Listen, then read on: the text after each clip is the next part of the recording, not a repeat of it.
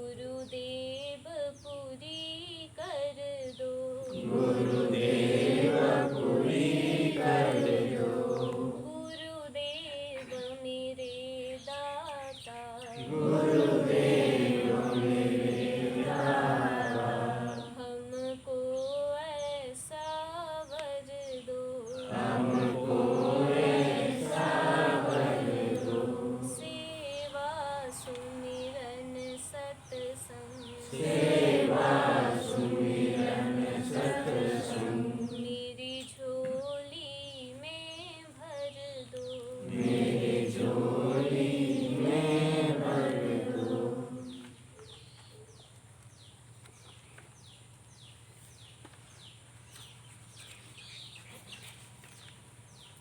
Coffee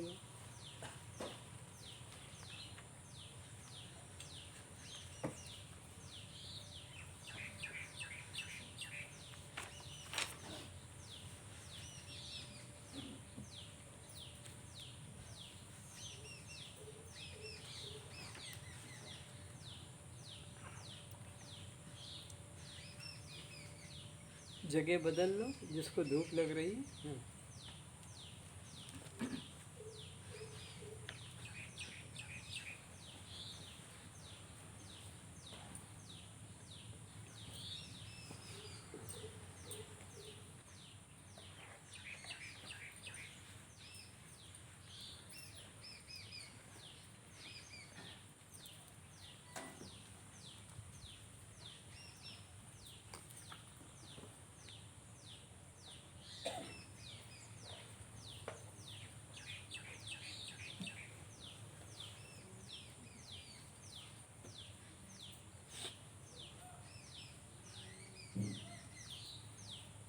दोनों हाथ जोड़ते हुए अपने मन में अपने इष्ट गुरु का ध्यान रखते हुए अब प्रार्थना करें। गुरुर्ब्रह्मा गुरुर्विष्णु गुरुर्देवो महेश्वरः गुरु साक्षात् परम ब्रह्म तस्मै श्री गुरुवे नमः। जब नमः बोलते हैं तो सर भी थोड़ा झुक जाना चाहिए अपने हाथों की तरफ। न गुरुरोर अधिकम तत्वम न गुरुरोर अधिक तत्वम न गुरुरोर अधिकम तपः तत्वज्ञानात् परतरं नास्ति तस्मै श्री गुरुवे नमः।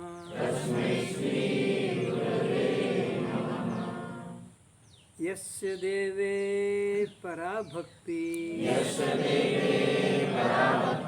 यथा देवे तथा गुरु तस्येते कथिता ह्यर्था प्रकाशन्ते महात्मनः।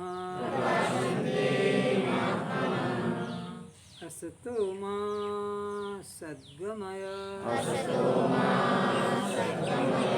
तमसो मा ज्योतिर्गमय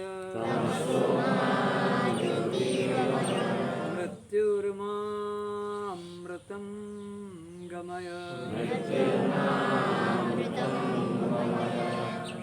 ॐ सहना भवतु सहनो भुनक्तु सह वीर्यं करवावहै तेजस्विनावधीतमस्तु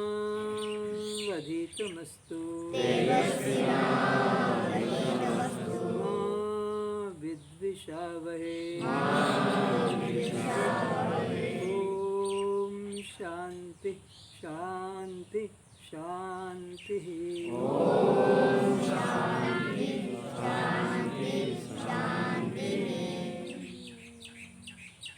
सभी दिव्य आत्माएं अपना नेत्र खोले। सभी के चरणों में मेरा प्रणाम।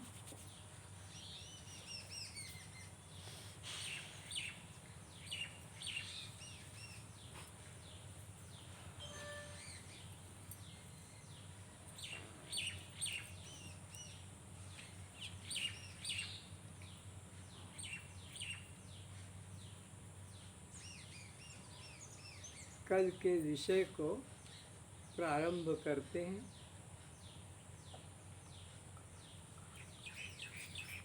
एक समय की बात है,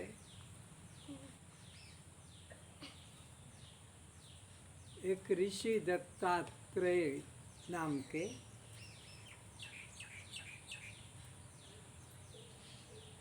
अपने जीवन को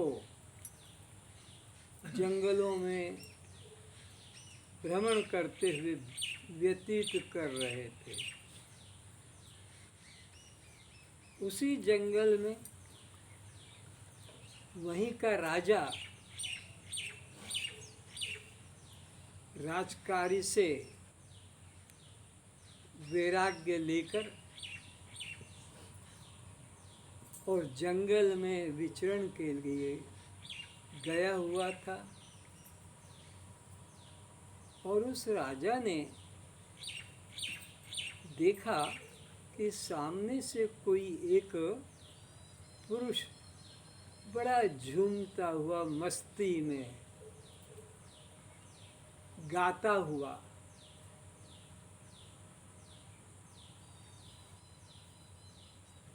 चला जा रहा है। तो खुद उसके पास जाकर और कहा कि आप कहाँ के रहने वाले हैं, क्या काम करते हैं?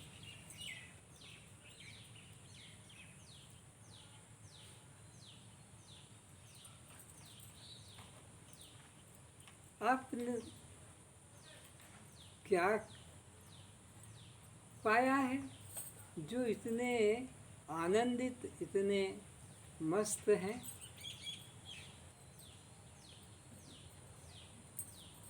आप राजा तो नहीं हैं, क्योंकि मैं खुद राजा हूँ। और जो मस्ती, जो खुशी तुम्हारे जीवन में दिख रही है वो मेरे जीवन में नहीं है। ये राज्य का सुख तो नहीं है। आपने कौन सा ज्ञान पाया है, किस गुरु से पाया है, इस संबंध में मुझे थोड़ा बताएं। तब उन दत्तात्रेय जी ने कहा,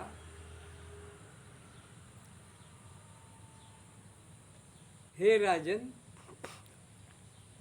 क्योंकि बता दिया कि मैं खुद तो राजा हूँ पर मुझे ये सुख नहीं है। तो दत्तात्रेय जी ने कहा, हे राजन, यह जो आनंद है ये बाह्य वस्तु का आनंद नहीं है।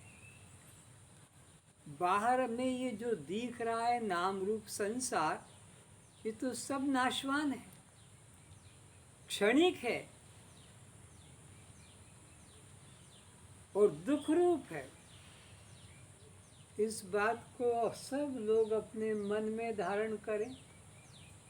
ये जो संसार परिवार तुम्हें दिख रहा है, जिसमें तुम बेहोश पड़े हो, परमात्मा की तरफ से आंखें बंद करके, आंखें मीच करके, और इसी नश्वर दुख रूप संसार कहो, परिवार कहो, संबंध कहो या धन संपत्ति कहो, यही और क्या है यहाँ जो संग्रह करके रख रहे हो, धन संपत्ति, और जिसमें मोह ममता कर रहे हो यह परिवार,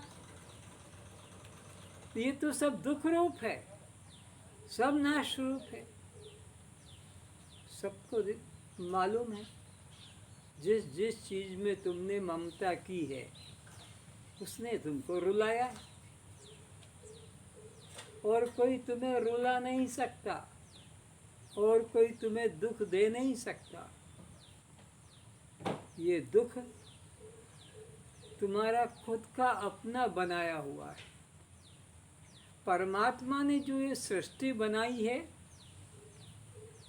ये तो जीव के कल्याण के लिए बनाई है, ये दुख रूप नहीं है।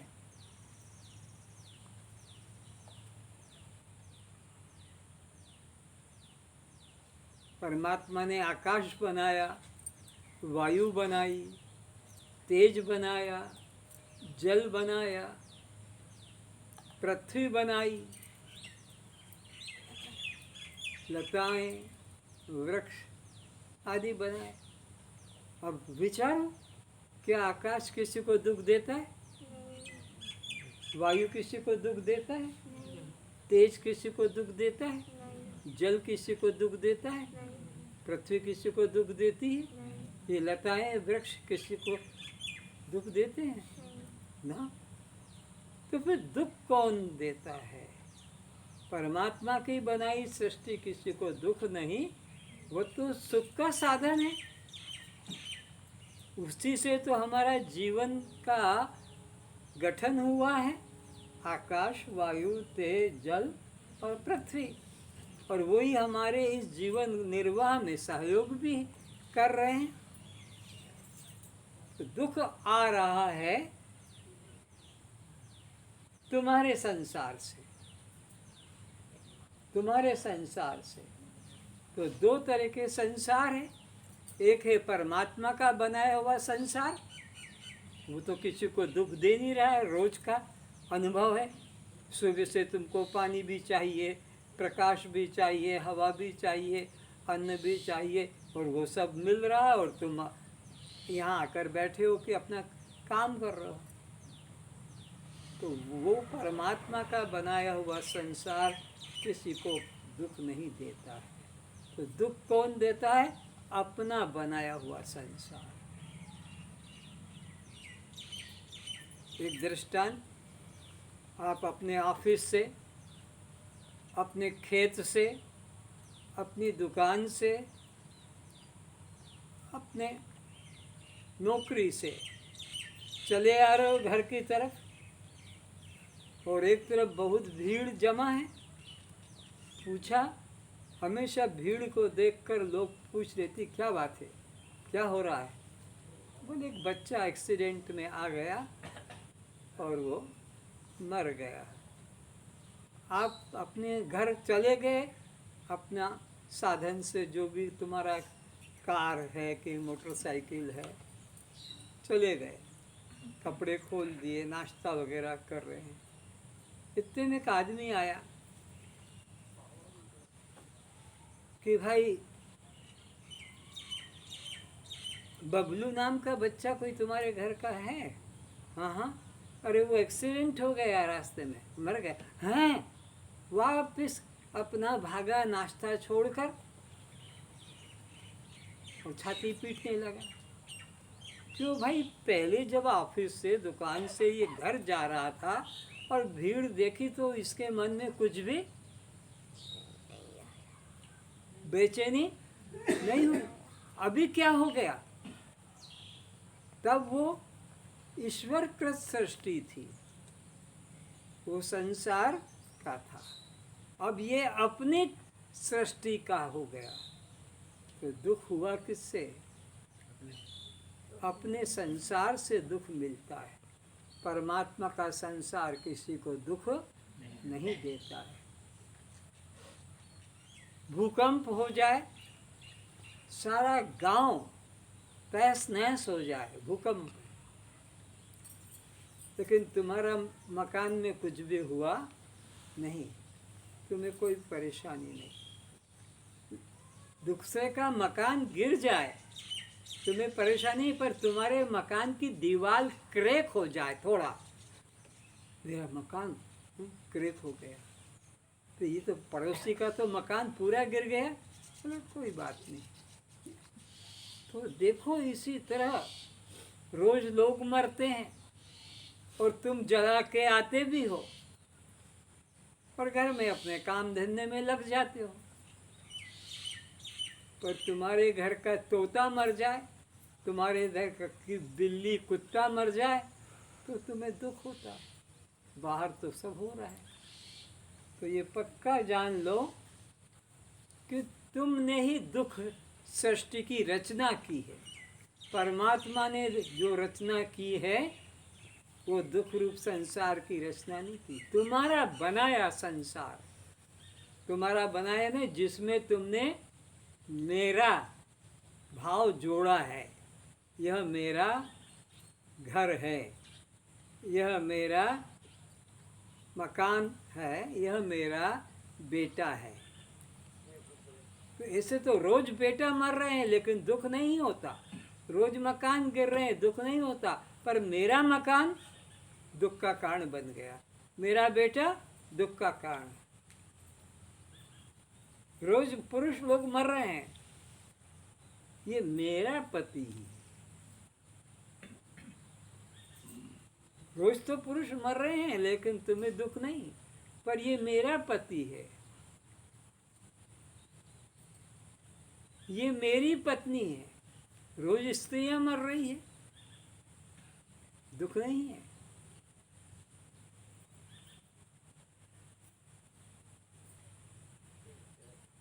तो दुख कहाँ से निकल रहा है? जिस जिसको मेरा या जिस जिसको मेरी कि तुमने संज्ञा उपमा दी।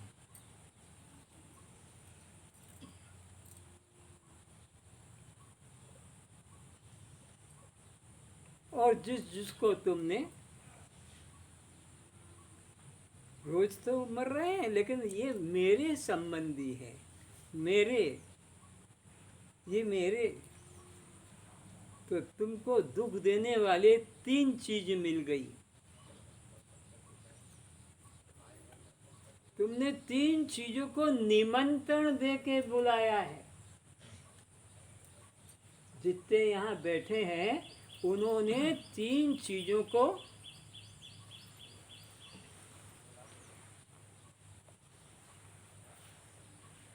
जिसको धूप नहीं आ रही है वो आगे ना आओ, धूप है तो आओ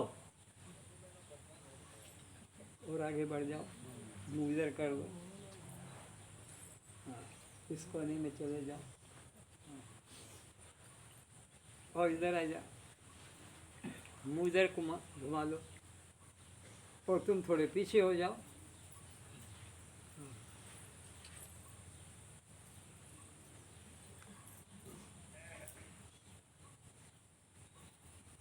थोड़ा इधर हो जाओ, हाँ, तुम इधर हो जाओ, बस। और असुविधा होती तो इधर आ जाओ जगह, हाँ, तुम इधर आ जाओ, आगे बढ़ जाओ, और आगे, और आगे, मेरे साथ हो जाओ। ठीक है, तुम थोड़ा पीछे हो जाओ।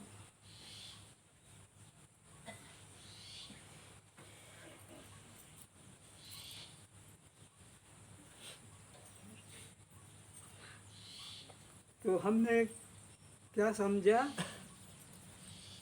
कि 3 चीजें हैं इस संसार में। इतना विराट संसार है पर वो हमें कोई दुख नहीं पहुंचा रहा। कितना विराट संसार है, कितने अरब खरब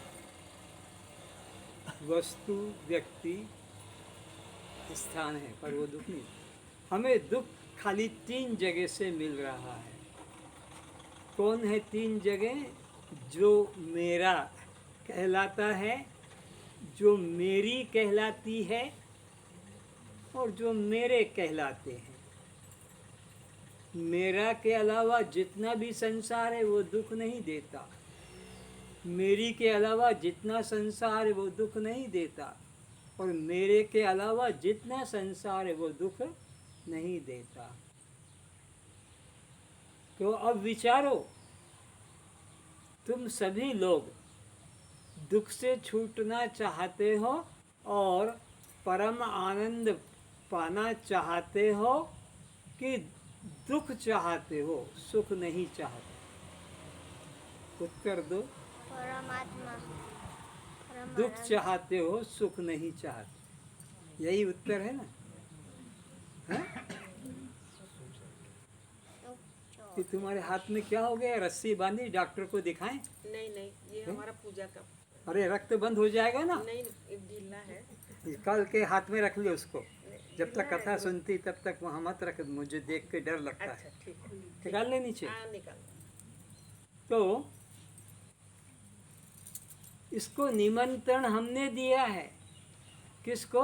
मेरा, मेरी और मेरे। आओ आओ और ज़्यादा से ज़्यादा मुझे दुख दो। आओ आओ और ज़्यादा से ज़्यादा मुझे दुख दो। अगर वो मेरा पना टूट रहा है, मेरी पना किसी से टूट रही है, कि मेरा पना टूट रहा है, तो हम उससे क्षमा मांग लेते और गलती नहीं करेंगे, मेरा बने रहो। और गलती नहीं करेंगे, मेरी बने रहो। और भूल नहीं करेंगे, मेरे बने रहो। मेरे को छोड़कर तुम मत हटो, मेरे को छोड़कर। तो तुमने तो निमंत्रण देकर बुलाया है, हाथ जोड़कर पैर पकड़कर बुलाया है कि आओ मेरे पास रहो और अधिक से अधिक मुझे सताओ, अधिक से अधिक मुझे दुख दो। अगर वो तुम्हारा घर छोड़कर, संबंध छोड़कर जाना चाहता है, तो तुम उसको हर तरह से रोकने की कोशिश करोगे या उसके संग भागने की कोशिश करोगे? तू जाता है तो फिर मैं भी तेरे साथ चलता हूँ। सीता ने यही तो किया था, लक्ष्मण ने यही तो किया था।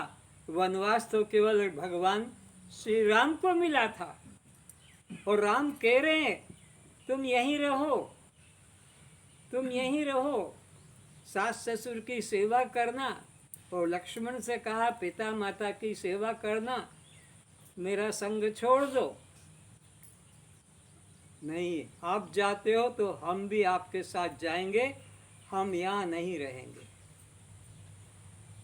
तुम ही मेरे सब कुछ हो, और ये घर में जो बैठे हैं बूढ़ा बूढ़ी, मेरे को इनसे मतलब नहीं। तुम ही बस मेरे पिता माता बंधु सखा हो। गुरु पितु मात न जाने काहू, मैं किसी को नहीं जानता कि कौन गुरु है, कौन पिता है, कौन माता है।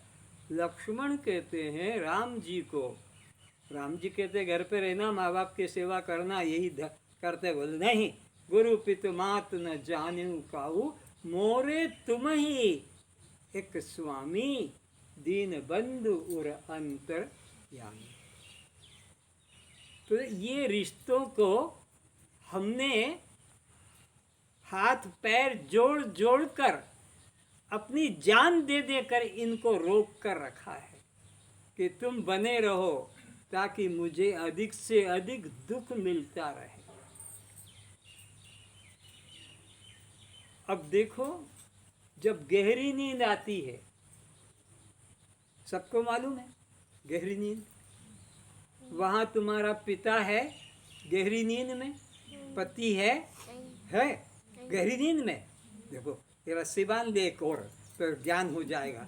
अरे गहरी नींद में कोई पति नहीं, कोई पत्नी नहीं, कोई पुत्र नहीं, कोई पिता माता नहीं, कोई धन संपत्ति, अपना अपना शरीर ही गहरी निद्रा में नहीं है। अपने शरीर का भी किसी को होश नहीं, कुछ पता नहीं लगता। गहरी निद्रा में संसार का कुछ भी पता नहीं लगता।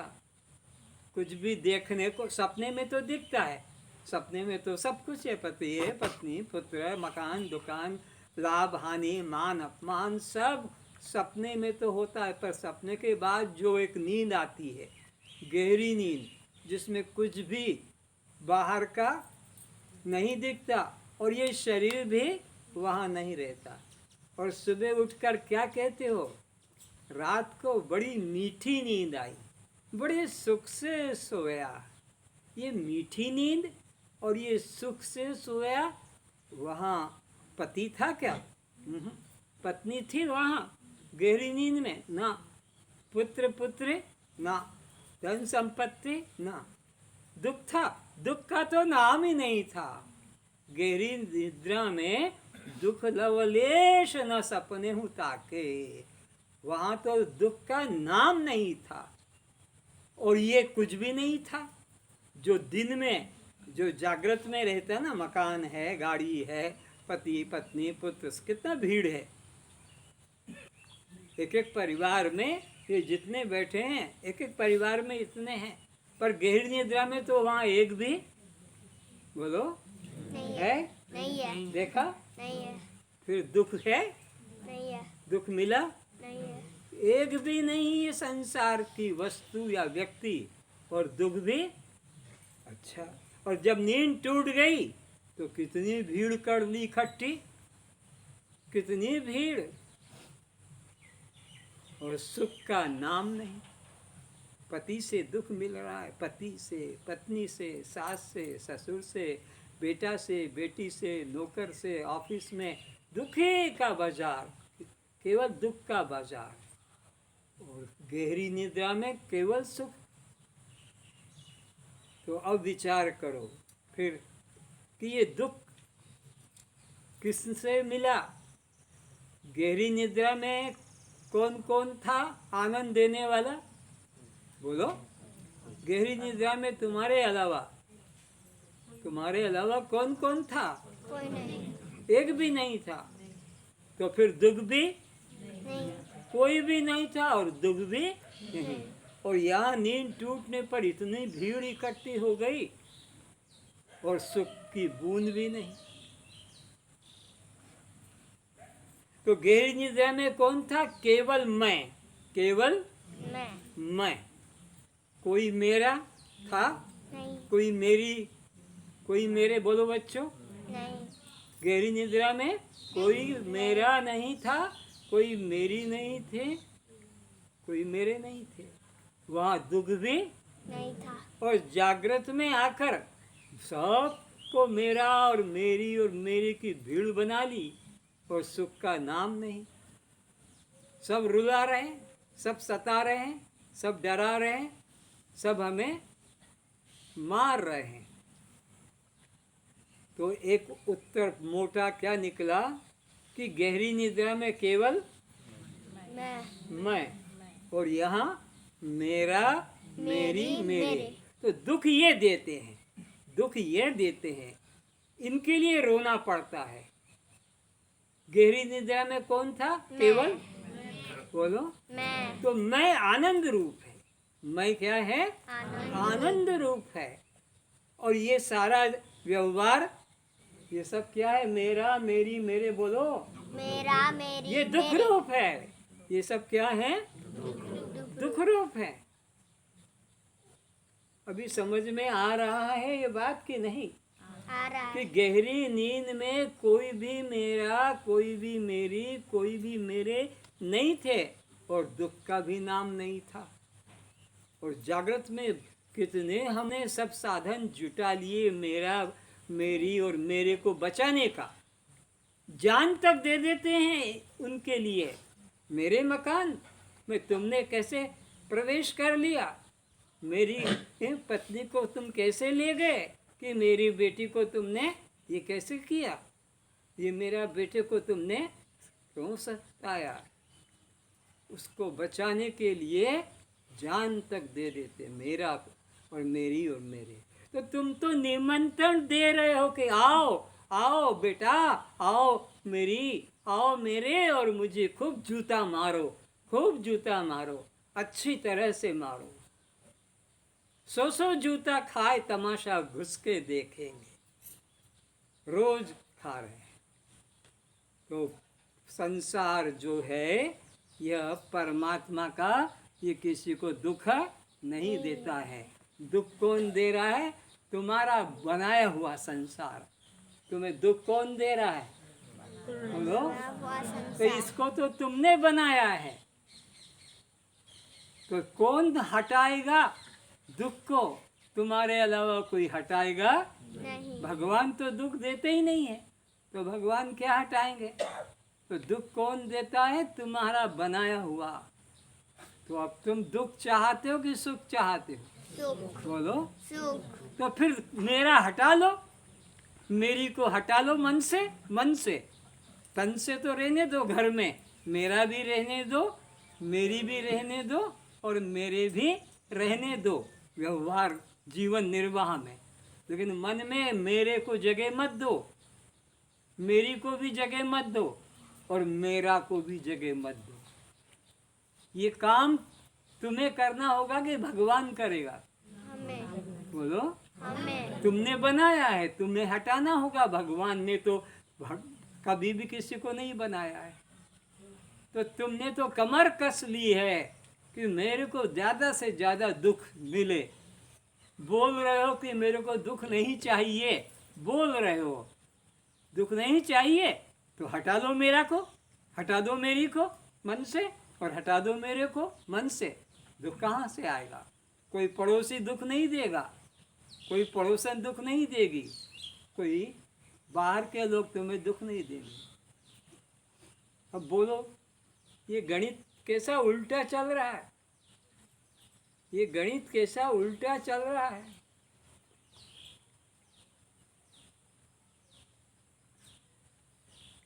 ये तो तुम्हें सोचना होगा। मैं गला फाड़ फाड़ कर अभी मर जाऊं यहाँ, और तुमको इसका कुछ असर नहीं होगा, क्योंकि राम इसी तरह आकर चले गए, कृष्ण आकर चले गए, विष्णु आकर चले गए, इंद्र ब्रह्मा आकर चले गए, दुर्गा सरस्वती गणेश हनुमान आकर चिल्ला चिल्ला कर चले गए, और कितने संत, चाहे वो रैदास हो कि कबीर हो कि नानक हो कि पलटू हो कि जीसस हो कि महावीर हो, बुद्ध हो, कितने आकर रोकर चिल्लाकर मरकर मार खाकर चले गए, क्योंकि जहर देकर मारा शंकराचार्य को। और इसी प्रकार वो क्रॉस पे लटकाया जीसस को, जिंदे को कीले ठोक ठोक कर मारा। कैसा कैसा कष्ट भोगा उन्होंने। इसी तरह महावीर के कानों में कीले ठोके, बुद्ध को जहर दिया, मीरा को भी इसी प्रकार मारा, जहर दिया। इन्हीं लोगों ने जो तुमको सुख का रास्ता बताने आए थे, सुख की सीढ़ी पर चढ़ाने आए थे, उनके साथ तुमने ये व्यवहार किया। वही व्यवहार तुम निरंजन के साथ कर रहे हो। तुम दूध के धुले नहीं हो, वो के वही हो जिन्होंने राम को पत्थर मारे थे, कृष्ण को गालियां बदमाश गुंडा कहा था। आज कृष्ण भगवान बन गए, लेकिन जब कृष्ण जिंदा थे ये लड़कियों के पीछे भागता है, तो साड़ियाँ उतरा लेता है, नग्न नहाते हुए देखता है। कितने कितने सब पुराण भरे पड़े हैं, पढ़ के देखो। अब हमारे मंदिर में आ गए भगवान, अब घंटा बजा रहे हैं, सुबह दोपहर रात्रि को आरती उतार रहे हैं। वो तुम्हारा कृष्ण तुम्हारे पर्स में हो। दृष्टांत देता हूँ, रोज उसको ऑफिस जाते हो, स्कूल कॉलेज जाते हो, कृष्ण की फोटो है, और वो थोड़ा कृष्ण फूलने लग जाए, पर्स वाला हैं, ये तो वही है द्वापर वाला जो लड़कियों को नंग नचा रहा था, फेंक दोगे तो तुम जिंदा के पुजारी नहीं हो, तुम मुर्दे के पुजारी हो। वो कृष्ण का चित्र, कृष्ण का मूर्ति, उसको भगवान मानकर घर में रख रहे हो, और पूजा करते करते वो हिलने डुलने लग जाए तुम्हारा कन्हैया, तो आदमी से कह दो कि भाई आज तुम ऑफिस से छुट्टी ले लो या मेरे को साथ ले जाओ। ये तो हिलता डुलता है, ये तो वही लगता है कि ये जिंदा हो जाएगा, तो मैं तो घर में नहीं रह सकती हूँ। आदमी को भी रख लोगे, क्यों? जिंदा है ये कृष्ण। तो तुम्हें कैसा चाहिए? हमें मुर्दा चाहिए, हम कुछ भी करें हमें वो रोक न सके। ये हमारी मनोदशा है। तो बात इतनी स्पष्ट है कि ये संसार तुम्हें दुख नहीं दे रहा है, तुम्हारा बनाया संसार तुम्हें दुख दे रहा है।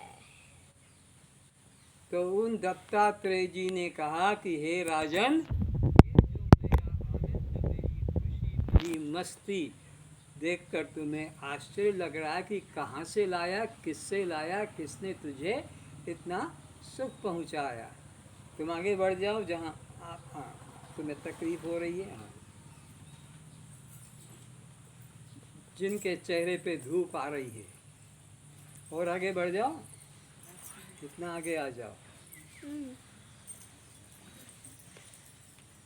और मुंह इधर नहीं करो, उधर भी कर लो, दीवार की तरफ पीठ कर लो।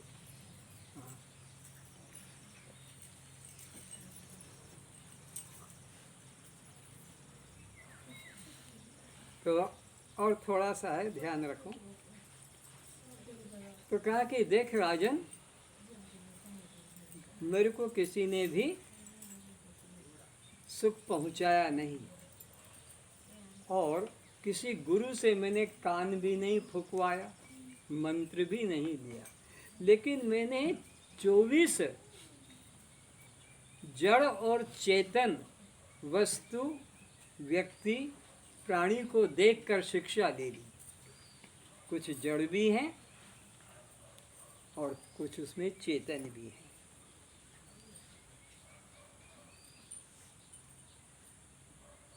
और पीछे चली जाए ना, बहुत छाँव, उधर पीछे चली जाए।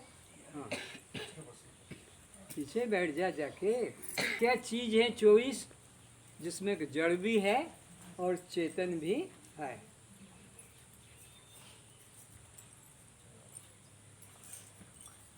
उन 24 के नाम सुनो। तो पहला है पृथ्वी, फिर है जल, फिर है तेज, वायु, आकाश, ये पंचभूत। फिर उसके आगे इनके नाम सुनो। चंद्र, सूर्य, कबूतर, कपोत, अजगर, सर्प, समुद्र, दीपक पर आते हैं वो पतंगा, और पुष्पों पे जो झूमते हैं भ्रमर, मधुमक्खी, हाथी, मृग, मछली, पिंगला यानी वेश्या, क्रूर पक्षी, बालक,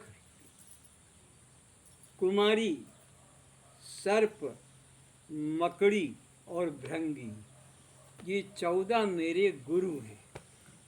इनसे कान नहीं फुकवाया, लेकिन इनके जीवन से मैंने शिक्षा ग्रहण की। तो कल तक हम लोग 11 बातों को, 11 गुरुओं को विचार कर चुके हैं। तो वहीं से शुरू करते हैं। 11वां गुरु पतंग है। पतंग आगा जो पक्षी एक दीपक पे जाता है। आकाश, वायु, तेज, जल व पृथ्वी, इन पंचभूतों के शब्द, स्पर्श, रूप, रस, और आगे आ जाओ, बीच में घुस जाओ। हे बच्चे, तो और आ जाए, तकलीफ हो रही है। हाँ, तुम्हारे चेहरे पे ज़्यादा धूप है तो इधर बैठ जाओ। हाँ। देखो, हम आत्मा के लक्षण क्या क्या बताते हैं। 4 लक्षण कौन कौन? शस्त्र से, अग्नि से, पानी से और पवन से। और कितने परेशान हो रहे हैं, धूप चेहरे पे आ रही है, आगे पीछे बार बार रुककर मुझे बिठाना पड़ता है। तुम्हारा स्वरूप को तो याद रखो। खेत में मजदूरी कर रहे हैं धूप में सड़कों पे, उनके शरीर को धूप नहीं लग रही है, कि वर्षा का पानी नहीं लग रहा है, कि उन्हें शीतलता ठंडक नहीं है, लेकिन सहन शक्ति। और हम लोग इतने से में इधर उधर नाच रहे हैं। तो ये 5 महाभूतों के 5 विषय, तन्मात्रा जिसको कहते हैं, आकाश की तन्मात्रा शब्द, वायु की तन्मात्रा स्पर्श, तेज की तन्मात्रा रूप, जल की तन्मात्रा रस और पृथ्वी की तन्मात्रा गंध। तो 5 महाभूतों की ये 5 गुण हैं, शब्द, स्पर्श, रूप, रस और गंध। और इन 5 के ग्रहण करने की परमात्मा ने 5 हमें इंद्रियां दे दी, श्रोत्र, त्वचा, चक्षु, जिह्वा, घ्राण। ये 5 हमारे शरीर में भगवान ने साधन, इंस्ट्रूमेंट बना दिए कि इसके द्वारा तुम आकाश का जो तमोगुण है उस शब्द को ग्रहण करोगे। और ये खुद किसके द्वारा बने? सतोगुण के द्वारा। तो आकाश के सतोगुण के द्वारा तुम आकाश के तमोगुण शब्द को, ध्वनि को, संगीत को ग्रहण करोगे।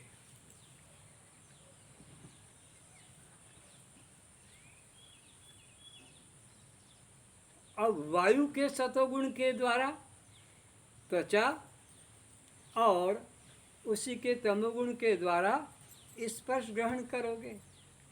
इसी प्रकार तेज के सतोगुण से नेत्र और उसी के तमोगुण से रूप ग्रहण करोगे। जल के सतोगुण से तुम जिह्वा और उसी के तमोगुण से तुम रस ग्रहण करोगे।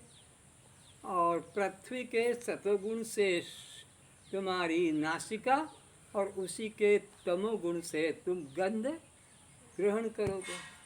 तो ये 5 ज्ञानेंद्रियां हैं और ये 5 उसके विषय हैं।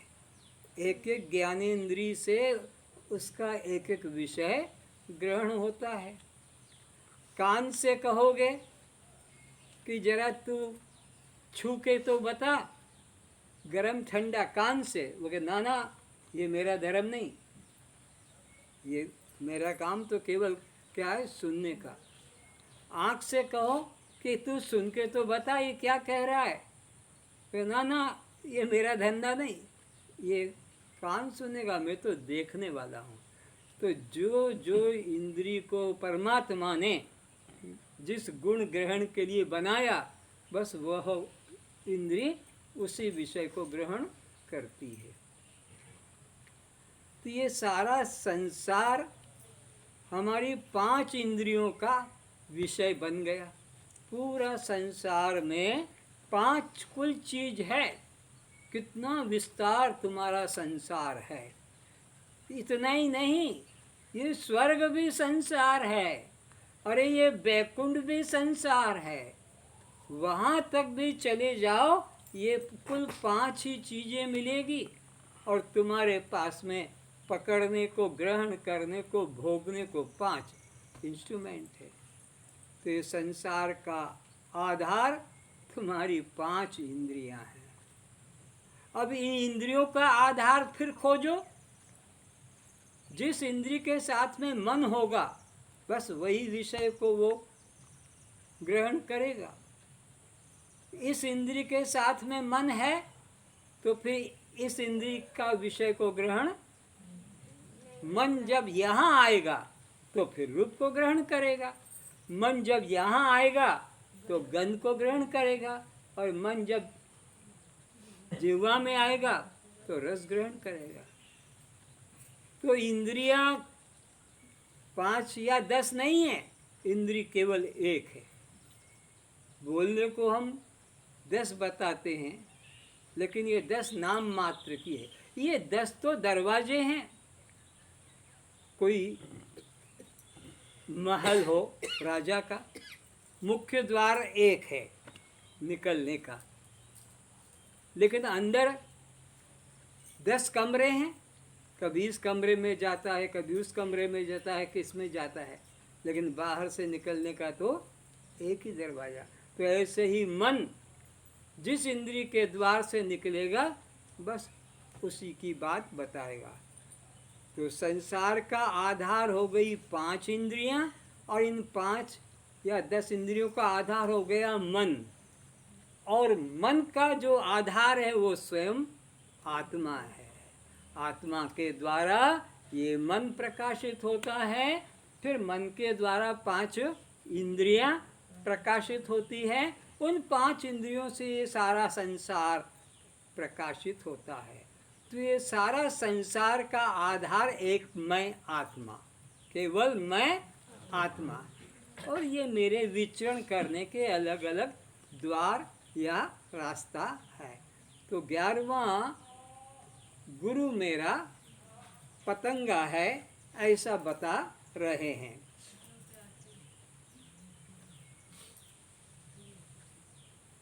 इसलिए सभी ज्ञानियों ने इन 5 विषयों के त्याग को ही मुक्ति का साधन माना है।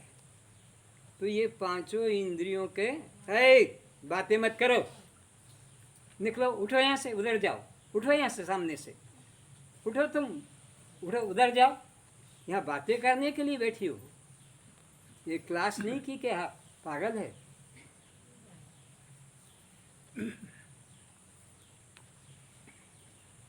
इन विषयों में फंसे प्राणी की किस प्रकार दुर्गति होती है, उसके लिए पतंगा, भ्रमर, हरिण, मछली व हाथी का उदाहरण देकर बताया जाता है। तो इन इंद्रियों के द्वारा यह अपने विषयों में जाकर और मृत्यु को प्राप्त करते हैं। तो पतंगा कैसे मरता है? दीपक पर जाकर और अपनी जान देता, किसमें? रूप में आसक्त होकर। मछली अपनी जीवा इंद्रिय के विषय रस में आसक्त होकर वो कांटे में फंस जाती है, जाल में, और मर जाती है। हरिण कान का विषय संगीत शब्द में आसक्त होकर वो भी शिकारियों के द्वारा मारा जाता है। और इसी प्रकार हाथी अपने सेक्स संभोग संबंध के लिए एक गड्ढे में गिराकर मारा जाता है। भंवरा एक पुष्प में आसक्त होकर उसकी सुगंध में उसी में बंद हो जाता है। ये ज़्यादा बताने की जरूरत नहीं, बस जान लो, एक एक विषय में आसक्त होकर ये मृत्यु को पाते हैं। कौन कौन? यह भंवरा, पतंगा, मछली, हरिण और हाथी। अली पतंग मृगमीन गज, इनको एक हुआच, एक एक ही आसक्ति, ज़्यादा नहीं, और मर जाते हैं। वाकी का गति जाके पीछे 5। इस मनुष्य की क्या अवस्था होगी जिसके पीछे 5 इंद्रियां सता रही है। शब्द भी खींच रहा है, स्पर्श भी, रूप भी, रस भी, गंध, 5 विषय इसको एक साथ खींच रहे हैं। ये भी चाहिए, ये भी चाहिए, ये भी चाहिए। ये पतंगा को तो एक ही विषय था, हाथी को एक ही विषय था, मछली को एक ही विषय था, हरिण को एक ही विषय था, और मृत्यु को पाते हैं।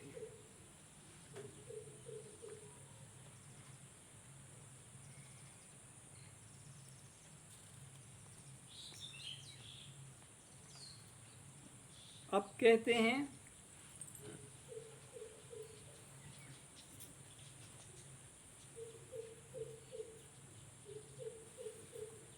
तेरहवां गुरु मधुमक्खी है, मधुमाछी। सुबह से लेकर जब तक उसका समय है दिन का, वो एक एक पुष्प में बैठकर एक एक पुष्प से रस खींचती है। कितना तो उसका मुख है।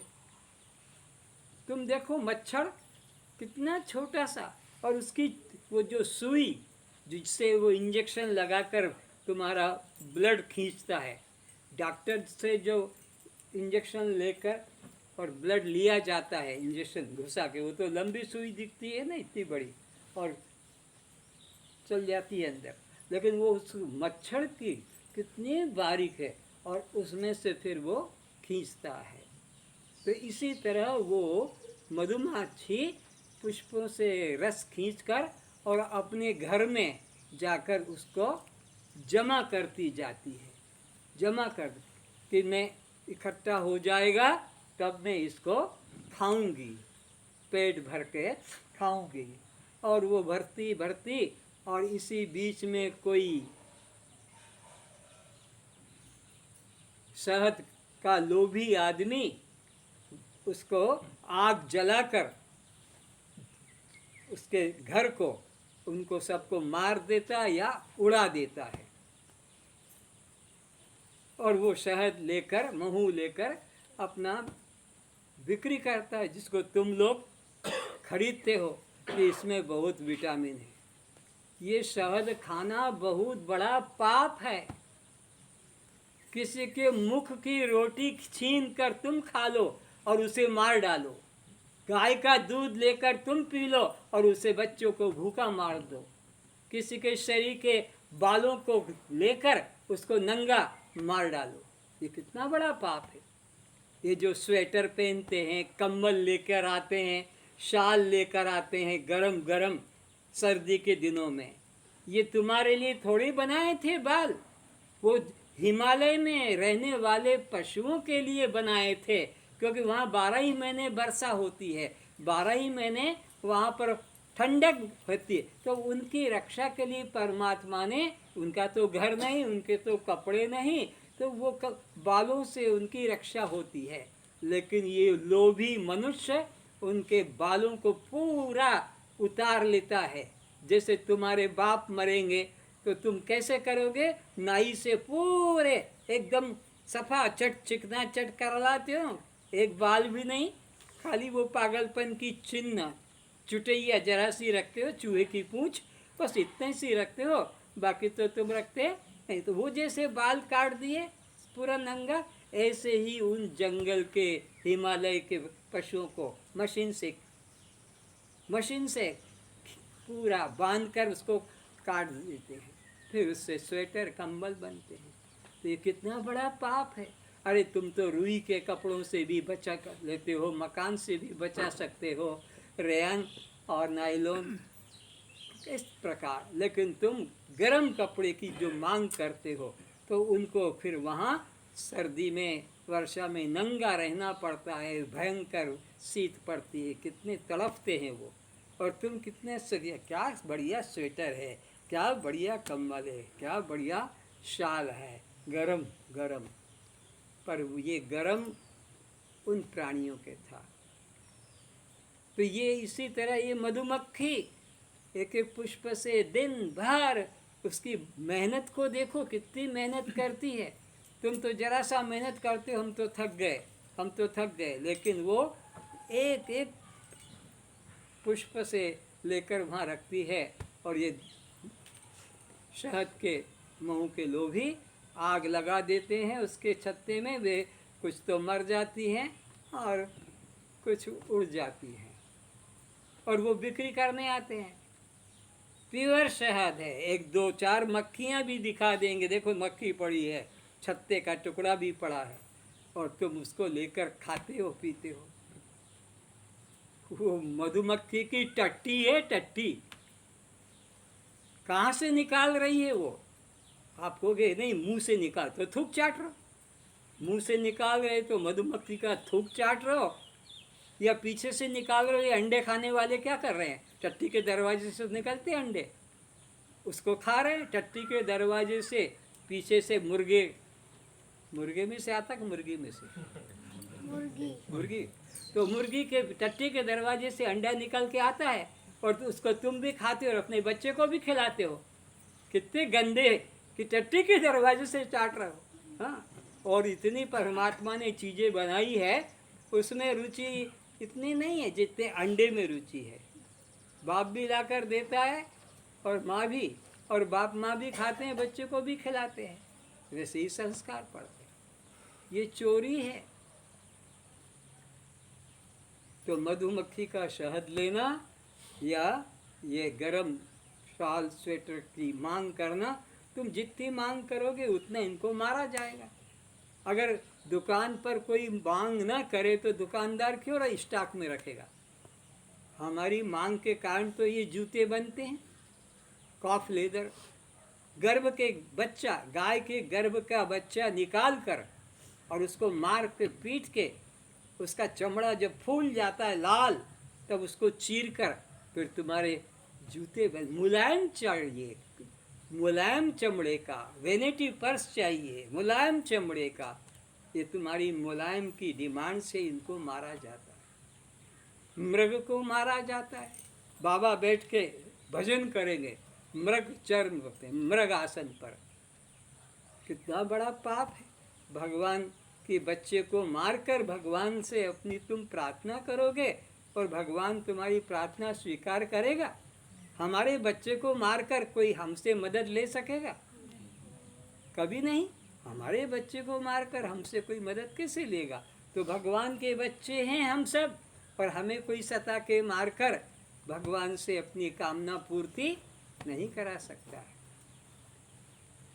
पर इन बातों को तो कोई जानता नहीं, कि कोई बताता नहीं, बस बता देते हैं माला करो, बस पूजा कर लिया करो, सोमवार का उपवास रख लो, तो गंगा जाके नहा लो, बस ये सब खेल बता देते हैं। या घर के बाहर वो रंगोली लेकर फूल बना दो, एक धूपकाठी लगा दो, एक पत्ता रख दो और हाथ जोड़ लो, हो गया। तो इसी में बस भक्ति होगी। तो यह पतंगा मधुमक्खी मरती है लोभ के कारण, कि इकट्ठा हो जाएगा तब मैं खाऊंगी, पर उसके पहले ही मर जाता है। आदमी भी कहता है मेरी मकान की छत ढल जाएगी तब मैं उसमें रहूंगा, वो छत ढलने के पहले ही वो मर जाता है, उसमें रह ही नहीं पाता, उसके पहले ही मौत आकर उसे ले जाती नहीं। तो मेरा मकान की छत ढलेगी उसमें जाकर मैं रहूंगा, वो छत ढलने के पहले ही खुद ढल जाता है।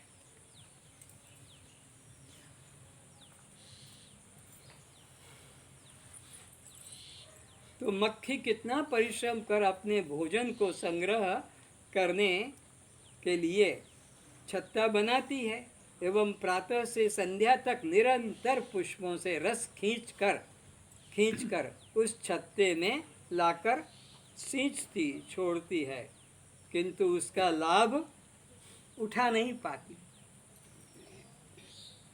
कोई दूसरा दुष्ट पुरुष चोर ही चुरा कर लाभ उठाता है, इसलिए वो शहद संग्रह ही उसकी मृत्यु का कारण है। तो इसी तरह तुम जो धन इकट्ठा करते हो, वो डाकू चोर आ जाता है पिस्तौल लेकर, गले पे लगा दिया, कान के यहाँ, चल दे चाबी, बता कहाँ रखा।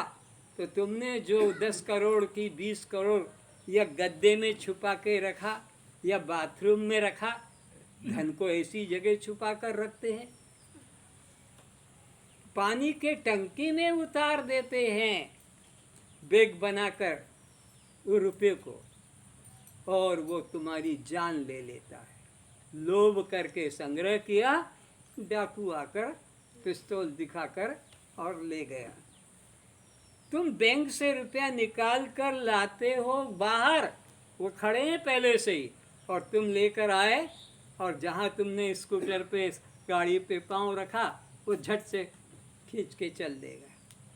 तुम देखते रह जाओ, 2 घंटे 1 घंटे बैंक में रहे, लाइन में लगे, रुपया निकाल कर अब मैं इससे ये बनाऊंगा कि ये खरीदूंगा, उसके पहले ही वो लोग ले गए। तो इसीलिए कल कहा था कि व्यक्ति को लोभ नहीं करना है, जीवन निर्वाह का लेकर बचा हुआ वितरण कर दो, नहीं तो वो तुम्हारी जान का खतरा बनेगा।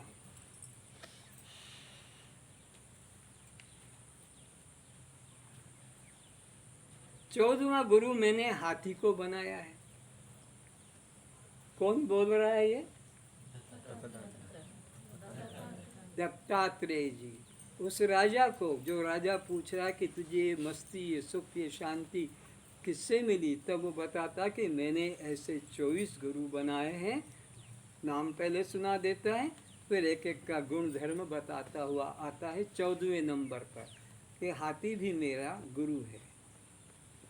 क्यों? उसकी सेक्स में आसक्ति। तो उस हाथी को मारने के लिए एक बहुत बड़ा गड्ढा बनाया जाता है और उस गड्ढे के ऊपर बांस बिछाए जाते, बांस, और बीच में एक नकली हथनी को खड़ा कर देते। जैसे रावण ने मारा जाता है तो वो बनाते ना पहले नकली। गणेश बनाया जाता है, गणेश चतुर्थी का, हनुमान जयंती, ये ऐसे एक हाथी बना के रख दिया और ऊपर हरा हरा घास पैदा करा लिया, मिट्टी डाल के, दाना डाल के, पानी छिड़काव कर दिया, हरा हरा हो गया। अरे गर्मी में चारों तरफ दिखते हैं सूखा सूखा, और एक दो चार पानी गिर जाए तो चारों तरफ क्या हो गया? हरा हरा। ये क्यों? वहाँ बीज पड़ा था, अब वो बन गया। और अब वो जो हथनी है, वहाँ तो है नहीं हथनी, लेकिन उसको लगा कि वो सामने हथनी है, तो ढोल बजा बजा कर उसको उधर ले जाते हैं हथनी की तरफ, और वो जाता है और जाता है धड़ाम से उस गड्ढे में, क्योंकि ऊपर से बांस बिछा रखे थे हरा हरा कर, और वहाँ उसको भूखा रखा जाता है, खाने को नहीं दिया जाता। और फिर उसको ये सींग निकाले जाते हैं जिंदा के। तो इतना कष्ट होता है, जब तुम्हारा नाखून कोई निकाल ले पूरा जिंदा का, तो कितना कष्ट होगा। और उसको फिर बिक्री कर देते हैं, तो 50,000 रुपये में उसको, ये जो दांत, हाथी के दांत, 50,000 रुपये में उसको बिक्री हो जाए। खाली दांत, अभी तो बाकी हड्डियों का तो और बहुत सामान बनता है। तो उसकी मृत्यु का कारण ये हाथी हुआ, आसक्ति, सेक्स संभोग की आसक्ति। तो इसी प्रकार पुरुषों को भी, स्त्रियों को भी, मनुष्यों को भी यह मन में विवेक, वैराग्य रखना चाहिए। 15वां गुरु मेरा हरिण है। हरिण को भी मैंने गुरु बनाया है। क्यों? ये जो बाबा लोग हैं, ये उसकी मौत का कारण है, और हरिण की मौत का कारण संगीत है। संगीत में उसकी आसक्ति है, तो उसको मारा जाता है। जंगल में शिकारी जाकर संगीत ध्वनि निकालते हैं, और वो सुनकर उसके पास, बिल्कुल पास चला जाता, और बजाओ और बजाओ, और पीछे कोई दूसरा उसको गोली मार देता है कि तीर मार देता है, और वो वहीं मर जाता है। उसका पेट में से कस्तूरी, उसका मांस और उसकी हड्डी, ये हड्डी भी लोग खरीदते हैं, क्योंकि उससे तुम्हारा वो दंत मंजन बनता ना, घिसने वाला दांतों को, ये हड्डी का चूर्ण सस्ता हो जाता है, इसलिए उसको पीस कर, हाँ, और उसको घिसते हैं। ये जितने लोग बैठे हैं, और ये दंत मंजन क्यों करना पड़ता है? ये हमारे दांतों के बीच में ये जो एक छोटी सी खाई है, तो ये इसमें भोजन हमारा फंसा रह जाता है। तो हम इतना अच्छा कुल्ली तो करते नहीं, थोड़ा सा हिलाया और सो गए, तो रात भर में वो जहरीला अंश कुछ उसमें हो जाता है।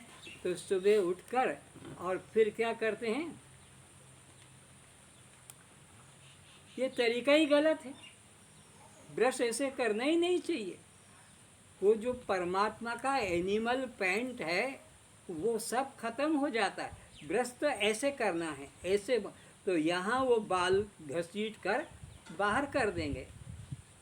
एक बार नहीं, 2 बार 3 बार कर लो, बस 1 2 सफा। लेकिन आधा घंटे घसे जा रहे, थूके जा रहे, घसे जा रहे। और छोटे छोटे बच्चों को भी आदत देती, बस वो भी ब्रश पे थोड़ा पेस्ट लगा दिया, वो भी करते जा रहे। माँ भी और बेटा भी, बाप भी बेटा भी, घिसे जा रहे, घिसे जा रहे। क्या निकलेगा उसमें से? हड्डी का चूर्ण निकलेगा क्या? वो दांत के बीच में जो जगह है उसमें जो फंसा है उधर से निकाल दो, इधर से निकाल दो, बात खत्म। मुश्किल से 2 मिनट, मुश्किल से, लेकिन कम से कम 2 बाल्टी पानी खाली कर देंगे। नल खुला कर दिया, घिसे जा रहे हैं, थूके जा रहे हैं, उसको बंद करने में भी कष्ट लगता है, नल का खुला ही चल रहा है। तो कम से कम जिनको विवेक है वो तो अपना जाने कि ऐसे ऐसे करके झाड़ू लगा दिए। झाड़ू लगाना, वो ब्रश तो झाड़ू है और यहाँ गड्ढों में पड़ा है अन्न रात भर का, उसको धक्का दे के निकाल दो। लेकिन सब इसी में टाइम बर्बाद करते हैं। तो यह हरिण की मृत्यु का कारण उसका संगीत में आ सकती है। और हरिण को मारने का कारण क्या है? बाबा लोगों की मांग कि हम हरिण के चमड़े पर बैठ के भजन करेंगे। जबकि गीता में, वेद में कहीं नहीं लिखा है कि जिंदा प्राणी को मारकर उसके चमड़े पर बैठ के भजन करने का। कहीं किसी तरह टाट पे कर लो, कपड़े पे कर लो, और किसी घास पुआल का आसन बना लो लकड़ी का। लेकिन वो मृग का चर्म से बाबा की महिमा बढ़ेगी कि बाबा जी बहुत बड़े हैं, और मृग चर्म पर कि बाघ चर्म पर बैठकर अपना भजन करते हैं, तो उसकी मृत्यु का कारण। तो आप लोग तो जरूर इस बात को मानेंगे कि हमको मृग चर्म पर बैठना नहीं है। हमारे बैठने के लिए बहुत, गद्दे पे बैठ जाएंगे, कुर्सी पे बैठ जाएंगे, खाट पे बैठ जाएंगे और अपना भजन करेंगे। लेकिन उस पशु को मरवा कर, उसका चमड़ा लेकर उस पे भजन हम कभी नहीं करेंगे। तो उसकी मृत्यु का कारण भी बताया। और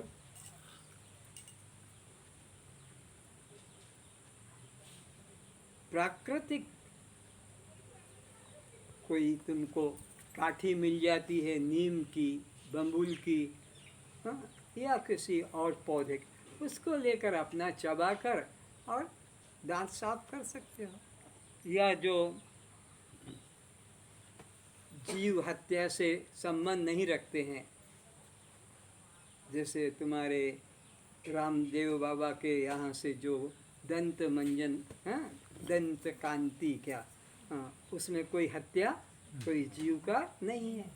और भी कई कंपनियां हैं जो लिख देते हैं कि इसमें हड्डी का चूर्ण नहीं है, लिखा भी रहता है। इसका मतलब है कि हड्डी का चूर्ण से बनता था, पर अब लोग सब समझ गए, जाग गए, तो अब वो उन्होंने लिख दिया कि इसमें हड्डी का चूर्ण नहीं है। जैसे तुम्हारे मसालों में एक लाल रंग का और एक हरे रंग का चिन्ह रखते हैं ना, चाहे वो मिक्सचर हो कि नमक हो कि मिर्च हो कि जीरा हो कि आटा, ताकि हरा जिस पे चिन्ह है वो तुमको लेना है, जिस पे लाल चिन्ह है उसको प्रयोग में नहीं लेना है। तो इसी तरह उसके ऊपर भी लिखा रहता है कि इसमें कोई हड्डी का चूर्ण नहीं है। आगे कहते हैं, कितने गुरु तक पहुंच गए? 15। अब 16वां गुरु कहते हैं, मैंने मछली को माना है। तुम तो सब होशियार हो, एक्सपर्ट हो, उड़ीसा के लोग मछली मारने में। हाँ, कैसे मछली मारी जाती है? घर घर के पीछे भी एक छोटा तालाब बना लेते हैं और उसमें भी बीज लाकर डालते हैं, फिर वे मछलियों को पकड़ते हैं। तो उनके खाने के लिए एक डंडी, बांस डंडी कहो, उसके अंदर सूता बांध दिया, उसके आगे एक कांटा लगा दिया, उसमें एक मांस का टुकड़ा फंसा दिया और पोखरी में डाल दिया, और वो मछली आएगी खाने के लिए तो उसकी जिह्वा में वो कांटा घुस जाता है। वो ऐसे ढंग का कांटा बना है जैसे मारवाड़ी बाई की नाक का कांटा। एक बार घुस गया तो खींचोगे तो फट जाएगी जीभ, पर वो निकलेगा नहीं, बस वो तड़पती है और उसको खींच कर जीभ फट जाती है और पका कर खाते हैं। तो मछली की आसक्ति जीवा का विषय रस, तो तुम लोगों को भी रस, अरे जीवन निर्वाह के लिए, पेट भरने के लिए हमें खाना है। भगवान ने कहा है, क्या कहा है? पत्रम पुष्पम फलम तोयम यो मैं भक्ता पृच्छति। जो मुझको, हे लड़के सीधे बैठो, जो मुझे प्रेम से पत्र, पुष्प, फल, जल, रस, अन्न आदि देता है, उसको मैं प्रेम से खाता हूँ, प्रेम से। वहाँ अंडा, मांस, मछली, इडली, ढोकला, ढोकली, ये तुम्हारे हलवा पूरी कुछ नहीं, सीधा पत्रम पुष्पम फलम तोयम यो मे भक्ता पृच्छति। गीता के 9 अध्याय के 26 श्लोक में इसका वर्णन आता है। तो भगवान जिस अन्न को चाहते हैं वो अन्न हमें देना है भगवान को, मंदिर में नहीं, इसके अंदर है वो। तो भगवान कहाँ बैठा है? ईश्वरा सर्वभूतानां हृदयेषु अर्जुन तिष्ठति। तो ये भगवान को देना है। भगवान बोलता है ये मुझे प्रिय है, और तुम देते हो अंडा, तुम देते हो मछली, तुम देते हो मुर्गा, तुम देते हो और क्या, सुअर, गाय। तो फिर तुम्हारी क्या दशा होगी? अगला जन्म, अगला जन्म कौन सा मिलेगा खाने वाले, इसका विचारें। अभी तो चोरी चोरी खा लेते हो कि स्वामी जी को क्या पता लगेगा, हम तो जाके खा लेते हैं, हमारे घर में तो बना लेते हैं, हमारा बेटा नहीं खाता है, हमारी बेटी नहीं खाती है, पर हम तो खाते हैं, ऐसे भी हैं। तो इस प्रकार से जीवा इंद्रिय को भी हमें वश में करना है। भगवान राम जब 14 साल के लिए जंगल में रहे तो विचारो, न कम्बल ले गए, न रजाई ले गए, न गद्दा ले गए, और न वो गैस चूल्हा लेकर गए, न कुकर लेकर गए थे, न चावल का बस्ता लेकर गए, न आटे की बोरी लेकर गए। करही आहार साग फल कंदा। राम क्या खाते थे?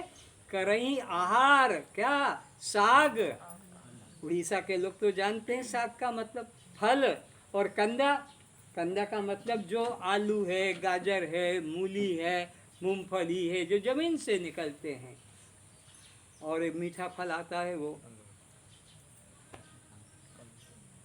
पानी में जो होते हैं, सिंगाड़ा। तो ऐसे खाते थे भगवान राम, लेकिन दाल भात रोटी सब्जी नहीं खाते थे। इसलिए राम 14 साल रहे जंगल में, पर एक दिन भी बीमार नहीं गए, कि अयोध्या से डॉक्टर को बुलाना नहीं पड़ा। और यहाँ तो ये पागलों ने 3 दिन 5 दिन का नाटक बनाया, जगन्नाथ को निकाला मंदिर से और बीच में मौसी का घर आ गया और वहाँ बीमार पड़ गए। फिर उसको वो डॉक्टर आता है ट्रीटमेंट करने। देखो देखो कैसे ये पागल लोग और कैसा ये नियम बनाने वाले और मानने वाले। मौसी के घर, उसकी मौसी, अरे कोई वो तो अद्वितीय है, उसका तो कोई रिश्ता बाप बेटा भाई नहीं, हरि व्यापक सर्वत्र समाना। तो वो बीमार पड़ गया, क्योंकि दिन भर सुबह खीर का भोग लग रहा है, फिर लड्डू का भोग लग रहा है, फिर बूंदी का भोग लग रहा है, तो फिर काय का दिन में 5-6 बार उसको खाने को देते हैं, लेकिन उसके हगा करने की कोई जगह ही नहीं बनाई। भोग खा रहे हैं दिन में 5-5, 6-6 बार। अब पूछो भगवती से दिन में कितनी बार जाना पड़ता है? क्योंकि खाते हैं तो निकलेगा बनकर। हम तुम्हारे का भी कोई 2 बार, कोई 3 बार, क्योंकि अन्न खाते हैं। पर जगन्नाथ को इतनी बार खिलाया जाता है, उसकी हगामुती की कोई जगह ही नहीं बनाई बेचारे की। पुजारी के लिए तो अटैच लेटरिन बाथरूम पुजारी के लिए, और ठाकुर के लिए बोले जंगल में जाओ, भागो और जंगल में जाओ। तुम्हारे लिए इधर खाओ इधर जाओ, इधर खाओ इधर हगा करो, अटैच अटैच। तो यह सब सोचने की बात है कि भगवान आहार करते थे साग का, फल का, कंदे का, पत्रों का, पुष्पों का, फलों का। हमको भी वही आहार लेना चाहिए। हमको यानी परमात्मा, ये हम शरीर नहीं है, हम तो चैतन्य आत्मा है। तो हमको भी यही आहार इधर रखना है जो भगवान को प्रिय है। अब 17वां गुरु है पिंगला। पिंगला नाम की वेश्या थी। उसका काम ही है श्रृंगार करना, लोगों को अपनी तरफ आकर्षित करना, कपड़ों से, अलंकारों से, क्रीम पाउडर से, नृत्य करके, गाकर, उसका धंधा। एक दिन क्या हुआ, वो सच धज के बैठी रही खिड़की के पास, अब आएगा अब आएगा, कोई ग्राहक ही नहीं आया। थक गई और सो गई। फिर सोकर उठी तो उसे वैराग्य आया उस व्यक्ति पर कि मैं इसमें आसक्त होकर और ये अपनी दुष्कर्म करने में लगी थी। उस दिन से उसने वैराग्य लेकर और गुरु की शरण में जाकर अपने उद्धार का रास्ता अपना लिया। तो उस वेश्या से उन्होंने शिक्षा ले ली वैराग्य की। अब आगे आता है एक कुरुल नाम का पक्षी। इसको कुरुर भी कहते हैं, कुरुल भी कहते हैं, कुरुर कुछ भी एक पक्षी है। उसको एक मांस का टुकड़ा मिल गया तो वो मुंह में लेकर और जगह ढूंढ रहा कहाँ जाकर एकांत में बैठ के मैं खाऊंगा इसको। और उसके पीछे और पक्षी लग गए, उसको झपटने लगे, मारने लगे, काटने लगे। वो अपने को बचाने में लगा इधर उधर और देखा कि अब मेरे कोई सुरक्षा नहीं होगी, मेरे को ये मारेंगे और इसका दुख का कारण ये मेरे मुख में है, इसी वजह से ये मेरे को मार रहे हैं। अगर मैं इसको छोड़ दूंगा तो ये मेरा पीछा छोड़ देंगे। और उसने अपने मुख का, वो कुरुल पक्षी ने मांस का टुकड़ा छोड़ा कि वो सारे पक्षी नीचे पृथ्वी की तरफ चले गए वो उस खाने, और ये निश्चिंत हो गया। तो ये मैंने कुरुल पक्षी से देखा कि जब तक उसके मांस का टुकड़ा मुंह में था तब तक उसके पीछे लगे थे, जब छोड़ दिया तब उसको कोई भी नहीं। तो जब तक तुम कमा के ला रहे हो तो बेटा और बेटी और भाई और बंधु, पिता और माता सब तुम पे झपटेंगे, सब तुमको प्यार दिखाएंगे। और तुम्हारी जब नौकरी छूट जाएगी, तुम्हारी आँख काम नहीं करेगी, कान काम नहीं करेगा, हाँ, फिर ये सोचेंगे कब ये बूढ़ा मरे, कब ये बूढ़ी मरे, कब तक इसका हम हगा मुता उठाएंगे, क्योंकि अब ये तो कुछ ला कर देगा नहीं, इसकी दवा हमको करना है, इसके लिए नाना खर्च है। तो ये मैंने कुरुल नाम के पक्षी से सीखा कि जब तक तुम्हारी संसार में, परिवार में आसक्ति रहेगी, पत्नी में, बेटा में, बेटी में, ये तुमको 84 में संसार में भटकाएंगे इनकी मोह ममता से। और जब आसक्ति नहीं होगी तो तुम्हारे को कोई सताएगा नहीं। आगे कहते हैं 19वां, बालक को मैंने अपना गुरु माना है। दूध पीने वाला बच्चा दूध पीकर अपना सो जाता है, फिर जहाँ जो कोई होता है दुनिया में होता रहे कि घर में उसको किसी में आसक्ति नहीं। हे राजन, बालक दूध पीकर जिस प्रकार आराम से सो जाता है, फिर उसे किसी अन्य प्रकार की चिंता नहीं रहती है। उसी प्रकार हम भी भिक्षा में जो कुछ ताज़ा बासी गरम ठंडा स्वाद युक्त स्वाद रहित मिल जाए, घी घना, कभी मुट्ठी चना, कभी वो भी मना। साधु के लिए कभी तो अच्छा भोजन पदार्थ किसी के घर मिल जाता है, बुलाते ना हमारे घर भोजन ले लो, हमसे ले लो, भिक्षाम देही, तो दे देते हैं। और कभी मुट्ठी चना, मुड़ी खा लो, चना ले लो। और कभी वो भी नहीं मिलता तो 1-2 दिन भूखा भी रहना पड़ता है। एक जीवन की बात बताऊं, आज से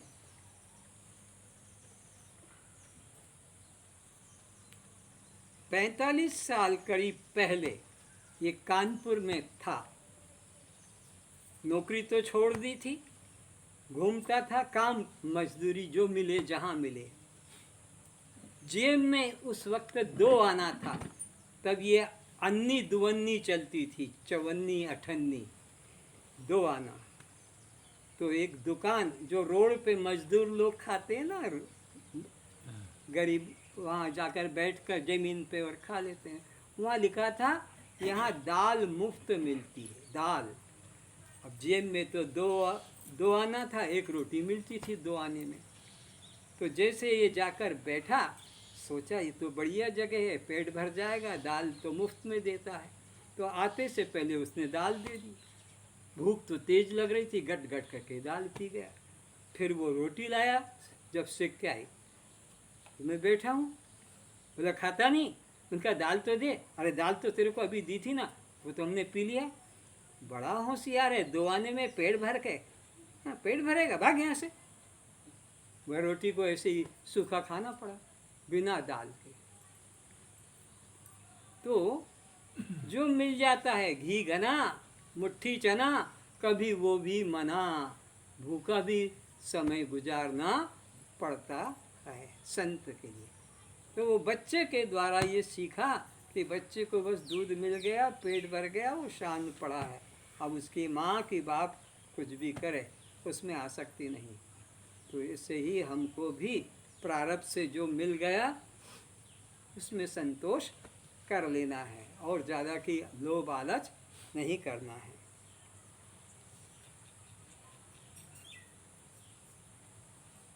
अब कहते हैं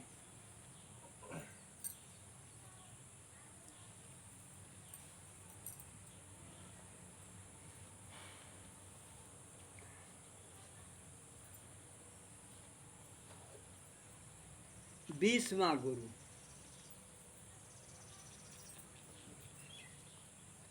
एक कुमारी कन्या, शादी नहीं हुई, घर में है, युवती, माँ बाप खेत में गए हैं और द्वार पर जाकर आवाज दी, भिक्षाम देहि।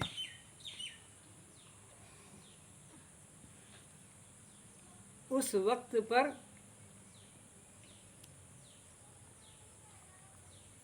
सोचा क्या दूं, खाने में घर में कुछ है नहीं, गरीब घर। तो कहा बैठो महाराज, आप बैठो, मैं अभी लाई।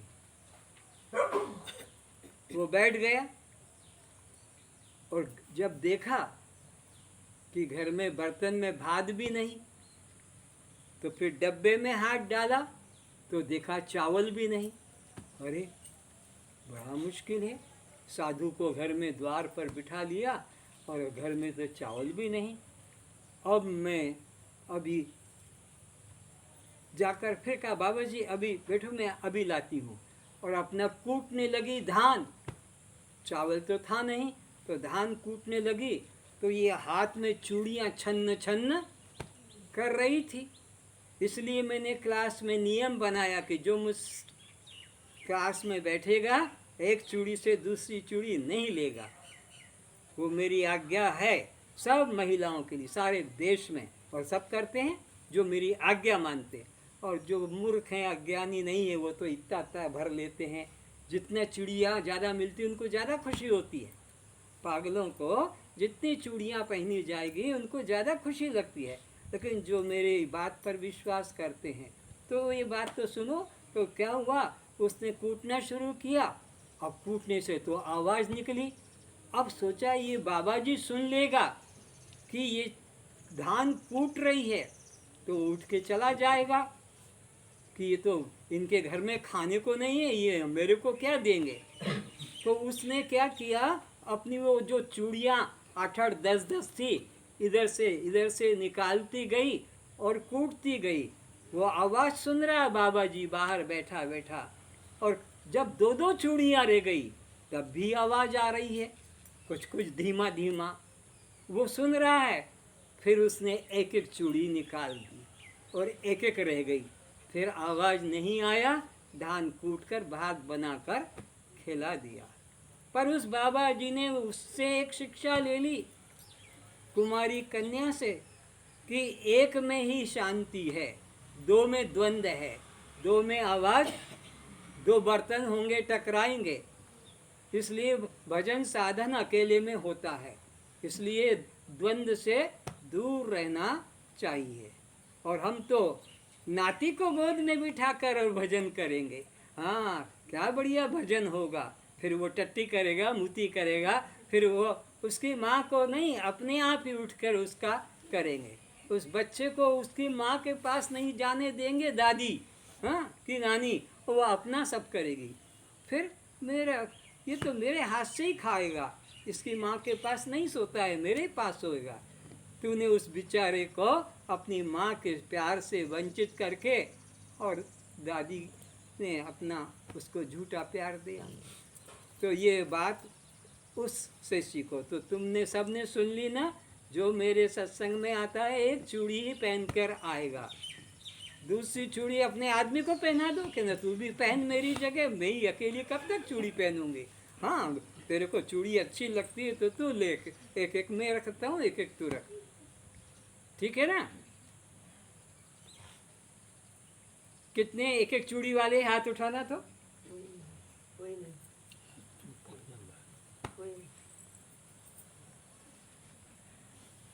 तो ये लोग पथ भ्रष्ट हैं, क्योंकि इनको एक में सुख नहीं है। कौन है? परमात्मा। ये देवता, वो देवता, ये व्रत, ये उपवास, ये इसमें उसमें फंसे हैं। एक से ही संबंध रखो। अच्छा, तो अब आता है 21वां।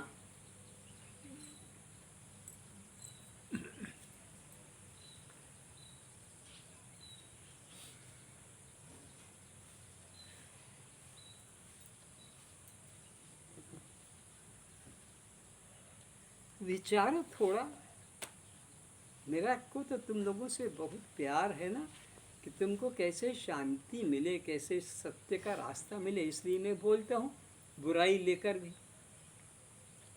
तुम्हारे को क्या बीमारी लगी, ये लक्ष्मी व्रत है, ये सुदशा व्रत है, तो ये अमुक का व्रत है। तुम्हारे पति क्यों नहीं रस्सियाँ बांधते, उनको भी तो ही, तू भी तो पहन। ये सुदशा व्रत है, कितने कितने रस्सियाँ, और आदमी को एक ही जरूरत नहीं, तुमको ही सारे क्या जो झंझट पड़ती है, तुमको ही क्यों बांधना पड़ता है। सुख तो उसको भी चाहिए, सुख तुम्हें भी चाहिए। फिर यहाँ भी बिंदी तो ठीक है, सुंदरता, फिर यहाँ भी बालों में भी एक और मिट्टी डाल लेते छुपा कर। अरे आदमी तो एक है कि दो है? एक है तो ये तो हो गया। ये किसके लिए? वो प्राइवेट है, कोई छुपा के रखा है। वो कहता तू उसके लिए करती, मेरे लिए भी कर, तो वो फिर बालों में भी चाहिए मिट्टी डाल देती, ताकि लोगों को पता लगे कि इसका है।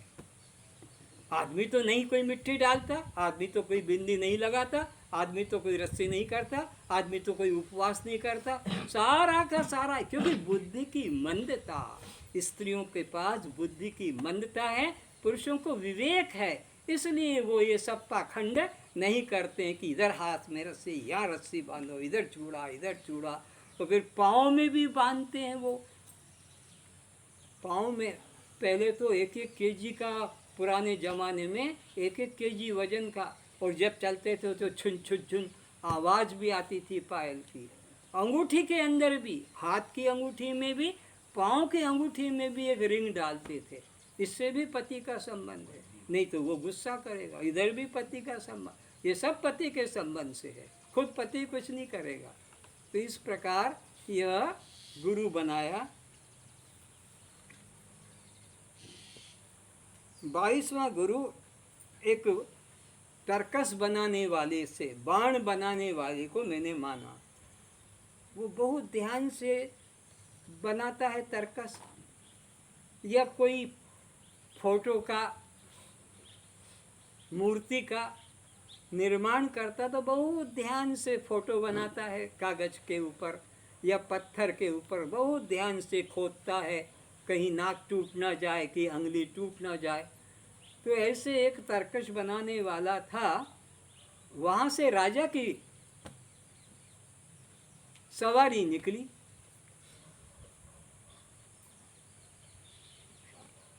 नाम मुझे याद नहीं आ रहा।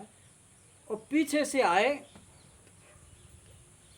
रामकृष्ण परमहंस, और वो जो तरकश बनाने वाले से पूछा, या जो मूर्ति बने, कि भाई इधर से कोई जुलूस गया, राजा का जुलूस था, वो निकल गया, तो वो अपना बना रहा है, उसने इधर ऐसे भी नहीं देखा। नहीं भाई, मैं कुछ पता नहीं। तो पास में एक आदमी था, अरे तू क्या मूर्ख है, ये रामकृष्ण परमहंस है, इनसे झूठ बोल रहा है। इधर से वो जुलूस निकाल कर गया। बोले भाई मेरा तो ध्यान नहीं, वो अपना उसी में लगा। रामकृष्ण परमहंस वहीं बैठ गए और बैठकर और ध्यान लगाने लगे। तो ध्यान में देखा कि सचमुच में इसका ध्यान अपने मूर्ति बनाने में लगा था। वो जुलूस गया राजा का इसको। तो ऐसी एकाग्रता होनी चाहिए। वो जो आपको कल स्वरूप गीता का कागज दिया, और आज एक और कागज दिया जाएगा। 40 साल से ये सब मैंने काम नहीं किया था, ऐसे या बुरला में आकर ये काम शुरू अभी किया। एक कागज दिया जाएगा, उसमें क्या है, नियम से 1 घंटा सुबह और 1 घंटा शाम को बैठना है और अपने श्वासों का ध्यान करना है। परमात्मा श्वासों के साथ जुड़े हुए हैं, परमात्मा का संबंध श्वासों से है, और हम श्वासों से जुड़ जाएं तो हमारा परमात्मा से डोर लग जाएगी। तो प्रत्येक व्यक्ति को, बच्चे हैं तो बड़े हैं तो, सबको बैठकर आंखें बंद करके श्वास को आते जाते बस देखते रहो, और कुछ नहीं करना है। चाहो तो जप भी जोड़ लो, चाहे ओम ओम या राम राम या सोहम सोहम, वो उसमें विधि लिखी है कागज के अंदर, गुरु गीता में और स्वरूप गीता में वो लिखा है। तो वो रोज के लिए नियम बनाना है। तो भगवान 24 घंटे रोज तुमको देता है, 24 घंटे, और उसको 2 घंटे भी नहीं देते। सब 24 घंटे संसार वालों के पीछे लगा रहे हो। कितनी बेशर्मी की बात, कितने दुख की बात कि जो हमको 24 घंटे खाने को दे रहा, उसके लिए हम 2 घंटे भी सेवा नहीं दे रहे। 24 घंटे इन्हीं को दे रहे हैं जो हमारी जान खा रहे हैं, जो हमारी जान खा रहे हैं, जो हमको नरक में 84 में भटका रहे हैं, उन्हीं के लिए 24 घंटे दे रहे हैं। और वो जो मुक्तिदाता परमात्मा है, उसके लिए हमारे पास समय नहीं। तो मेरे प्रति जो गुरु भाव रखते हैं, मैं तो कभी गुरु हूँ नहीं, गुरु बनता नहीं, कि गुरु किसी को कहता भी नहीं हूँ बनाने को। लेकिन अगर मेरे इस बात पर श्रद्धा है तो वो रोज 1 घंटा दक्षिणा, क्योंकि बिना दक्षिणा दिए दीक्षा सफल नहीं होती है। अरे घर स्कूल कॉलेजों में भी तो मास्टर को फीस देते हैं कि नहीं देते हैं? प्राइवेट ट्यूशन करते हैं तब भी देते हैं। सबका अलग अलग है। इसको पैसे के नाम पर एक भी ज़रूरत नहीं है, कपड़े का भी एक टुकड़ा भी नहीं चाहिए, कि तुमसे भोजन का, रोटी का टुकड़ा भी नहीं चाहिए। केवल यही रखना कि हम उस परमात्मा के नाम से 1 घंटा सुबह 1 घंटा शाम को बैठकर अपने आत्मा का चिंतन करें। वह मैं हूँ, ये चमड़ा, ये शरीर मैं किसी का बाप बना है, किसी की माँ बना है, किसी का पति बना है, किसी का ससुर बना है, अरे हटाओ इस ससुर को, सास को, पति पत्नी को मन से। मैं चैतन्य आत्मा, मैं दृष्टा आत्मा, मैं साक्षी आत्मा, ये कागज आज लेकर जाएंगे। कोई पैसा तुमको देना नहीं है, लेकिन यही तुम्हें नियम से रोज बैठकर फिर काम करो। संसार का 23 घंटा संसार का काम करो। सुबह लग जाओ, अपना भोजन करके, भजन करके काम में लग जाओ, जो तुम्हारा कर्तव्य कर्म है, पर उसकी छुट्टी नहीं करना।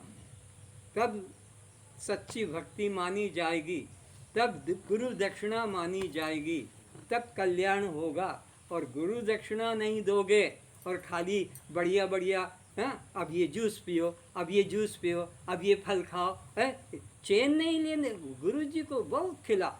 ये सारे बाबा जितने दुनिया में बीमार है, ये माताओं की कृपा है। ये दुनिया में जितने बाबाओं को डायबिटीज हुआ है, जो बीमारियां होती, सब देवियों की कृपा। हमारे हाथ से गर्म, हमारे आपके लिए हमने बनाया, ये हलवा बनाया है, आपके लिए ये बनाया, ये इतना खिला खिलाकर सबको डायबिटीज और बीमार बना दिया।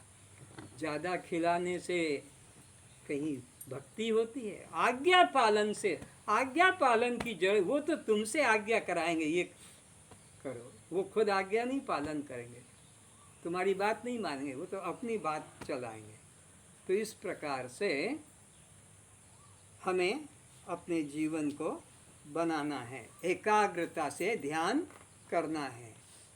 जैसे अभी दृष्टांत दिया ना, वो तरकश बनाने वाला, वो मूर्ति बनाने वाला कैसा ध्यान लगाकर अपने काम में लगा रहता है, बाहर उसका मन नहीं।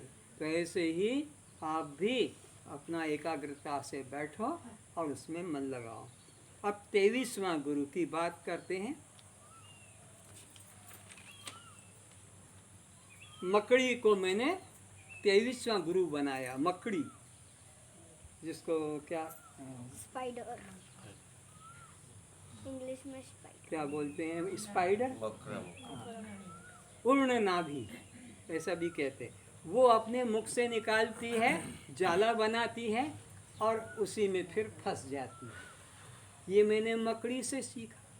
तो ऐसे ये मनुष्य, ये मकड़ी का जाल परिवार बनाता है, पत्नी में, पति में, बेटा में, बेटी में, पोता पोती, नाती नतनी में, और उसी में फंस के और मर जाता है।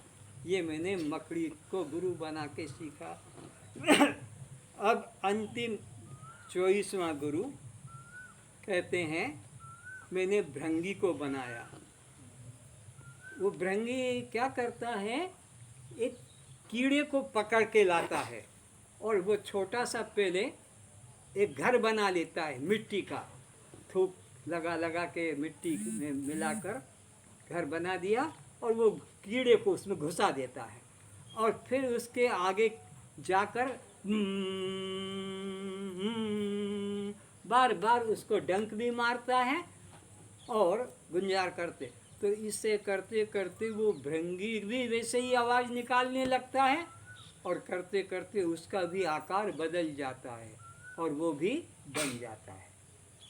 तो तुम भी इसी प्रकार जब गुरु के समीप बैठोगे और यह अपना आत्मा का चिंतन करोगे कि मैं तो दृष्टा साक्षी आत्मा हूँ, मैं तो चैतन्य आत्मा हूँ, तो तुम भी वही चैतन्य आत्मा ब्रह्म रूप हो जाओगे। वो भंवरा कीटे को भ्रमर बना देता है, तो तुम तो ब्रह्म ही हो और ब्रह्म के ही अंश हो। तुम्हारे तो बनाने में कोई मुश्किल, वो तो अन्य जाति का कीड़ा था और भ्रमर अन्य जाति का है। वो काला काला होता ना, गुंजार करता है भंवरा, वो जब अपने आप समान बना लेता है तो फिर तुम तो ब्रह्म के ही अंश हो, ब्रह्म ही हो। तुम्हें ब्रह्म होने के लिए कुछ साधन करने की और जरूरत नहीं, केवल उनका ध्यान, उनका चिंतन करो। तो आज से नियम करेंगे, ये कागज जाते समय सबको बांट देंगे और बैठकर ध्यान करेंगे। तो ये जानना कि हम परमात्मा के भगत हैं, परमात्मा हमारी प्रार्थना पूजा स्वीकार करेगा। और अगर तुम ये चिंतन नहीं करोगे और ये परिवार वालों का ही दिन से रात्रि तक, सुबह से रात्रि तक करोगे तो फिर उसी संसार में रहोगे। आज का विषय यहीं समाप्त करते हैं। मुझे पता नहीं था, मैं समझता था आज आखिरी दिन है, लेकिन ज्योति बताता कि नहीं, कल भी यहाँ होगा। क्यों? कल भी सत्संग होगा। सर्वे भवन्तु सुखिनः, सर्वे सन्तु निरामयाः, सर्वे भद्राणि पश्यन्तु, मा कश्चित् दुःखभाग् भवेत्। सब सुखी रहें, सब निरोग रहें, सभी रूपों में हम अपने को पहचाने, इसलिए हमारे द्वारा हमारे ही अन्य रूप को किसी प्रकार कष्ट न पहुँचाएं, निंदा गाली न करें, मारपीट न करें, मांस मछली कभी न खाएं, छाड़ खाई कभी न मनावें, गुटखा अंडा कभी न खावें, जौतुक कभी न लें, गर्भपात कभी न करें, भ्रूण हत्या कभी न करें, किसी का धन देखकर मन में लोभ न करें, किसी की उन्नति देखकर ईर्ष्या न करें, किसी का सौंदर्य देखकर मन में काम विकार न लाएं। हे परमात्मा, आप हम सभी को ऐसी सद्बुद्धि प्रदान करें, आत्मदृष्टि प्रदान करें, हम सभी का कल्याण हो। ओम शांति शांति शांति। कस्त्वं आप जड़ हैं, दृश्य हैं, अनात्मा हैं, शव हैं, पर प्रकाश हैं। आप बद्ध हैं, बद्ध हैं, जीव हैं, जीव हैं। तो फिर जन्म मरण किसका? ये भूख प्यास किसको? ये सुख दुख किसको? ये बंध मोक्ष किसको? कस्त्वं मेरे द्वारा कुछ भूल हो गई है, समझाने में, दृष्टांत देने में आपको अच्छा भी न लगा होगा तो मुझे क्षमा करें। जैसा शास्त्र बता रहा था उसको मैंने विस्तार से कह दिया। भाई देने में